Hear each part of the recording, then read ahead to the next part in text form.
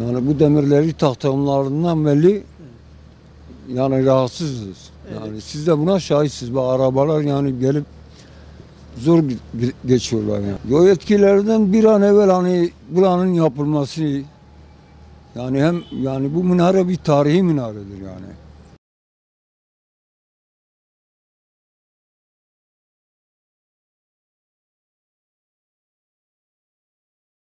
3 aydan beri böyledir. Herhangi bir çalışma yok. Gelip gidiyor, resim çekip gidiyor, yani başka bir şey yok. Tabii trafiği aksatıyor. Kazalar zaman zaman meydana geliyor. Bu iskelenin demirlerine çarpıyor arabaların camları falan. Esnaf ne yapsın? Bekliyor ki bu yapılsın, yani bir an önce yapılsın. Millet gelip ziyaret ediyor burayı. Olmuyor tabii, kırılıyor tabii. Arabalar rahat girip çıkamıyor. Vallahi bir an önce bunun onarılmasını istiyoruz yani. Bir an önce onarılsın.